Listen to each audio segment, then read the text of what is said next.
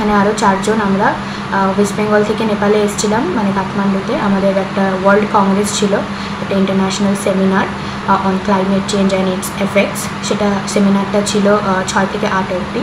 তো সেই সেমিনারে আমাদের অ্যাওয়ার্ড সেরিমনি ছিল, তো সেটা রিসিভ করতেই আমরা এসেছিলাম। সঙ্গে আমাদের কনফারেন্সের প্রেজেন্টেশনও ছিল। সেই উদ্দেশ্যেই আমরা 4 তারিখ ওয়েস্ট বেঙ্গল থেকে রওনা দিই এবং 5 তারিখ আমরা নেপালে ঢুকি, আর তারপর 6 তারিখ আমরা কাঠমান্ডুতে এসে পৌঁছাই। দেন আমাদের কনফারেন্স চলে। প্রথম 2 দিন ঠিকঠাকই চলেছে, ভালো করেই। তৃতীয় দিন আমরা কনফারেন্সেই ছিলাম, বাইরে সে সমস্ত দাঙ্গা হাঙ্গামা চলছিল, আমরা সেসব টের পাইনি, খবর পাইনি। বিকেলে যখন আমরা জানতে পারি তখনও সব কিছু মোটামুটি অতটাও খারাপের দিকে যায়নি। সেই জন্য আমরা ধারণা করেছিলাম যে পরের দিন আমরা রিটার্ন করতে পারবো। আমাদের পরের দিন অর্থাৎ 9 তারিখে আমাদের রিটার্ন বাস ছিল। সকালবেলা অবধি আমরা জানতাম আমরা বেরোতে পারবো।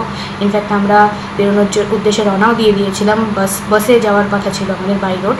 তো বাসওয়ালা আমাদেরকে বলেও ছিল যে বাস চলছে, আমরা যেতে পারবো। কিন্তু ঠিক আগ মুহূর্তে দুপুর নাগাদ, দুপুর 1টা বা 1:30 নাগাদ আমরা জানতে পারি যে বাস যেটা স্ট্যান্ড আছে তার পাশেই আগুন চালিয়ে দিয়েছে। সেই কারণে বাস চলাচল সব কিছু বন্ধ হয়ে গেছে। আর সেই দিনই মানে 9 তারিখ সবথেকে বেশি দাঙ্গা ঝামেলা চলছিল, দাঙ্গা হাঙ্গামা চলছিল।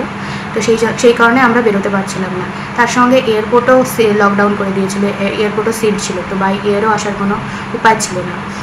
তো সেই জন্য আমরা এখানে আটকা পড়ে গেছি। তারপর আমরা গতকাল এবং আজ 2 দিন আবার সেই হোটেলেই রিটার্ন করেছি এবং হোটেল রুমেই আছি। এখন আমরা জানি না আমরা কি করে বাড়ি যাব।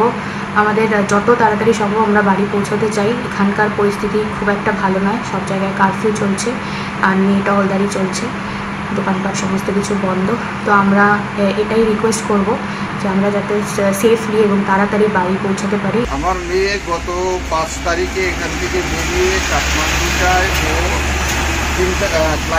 ইন্টারন্যাশনাল ক্লাইমেট চেঞ্জের ওপরে CCIর একটা কনফারেন্স ছিল, সেখানে এগ্রিকালচারের ওপরে ওখানে এই সেমিনার অ্যাটেন্ড করতে এবং একটা অ্যাওয়ার্ড ওকে ইন্টারন্যাশনালি দেওয়া হয় এর ওপরে, এবং তার জন্য ওর থিসিসের জন্য একটা অ্যাওয়ার্ড দেওয়া হয়েছিল এবং সেইটা রিসিভ করতেও গিয়েছিল।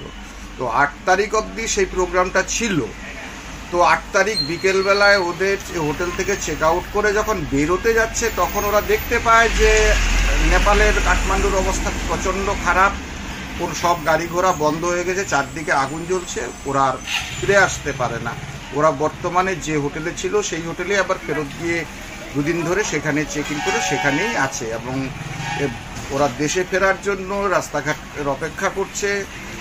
আজকে মেয়ের কাছে আমি শুনতে পেলাম যে বিকেলবেলায় নাকি ফ্লাইট খুলেছে, কিন্তু তাতে আমাদের সাধারণ মধ্যবিত্ত পরিবারের লোকের পক্ষে সেই ভাড়া 40,000 টাকার মতো নাকি দেখাচ্ছে, সেটা অ্যাফোর্ড করা আমাদের সম্ভব।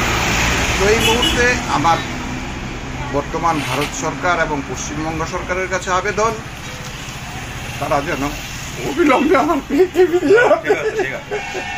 আচ্ছা, ওখানে আপনার মেয়ে কি একাই গিয়েছে?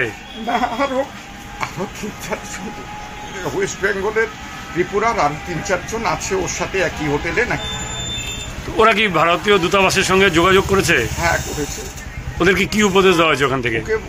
ওদেরকে বলা হয়েছে যে ওরা যেন হোটেলেই থাকে।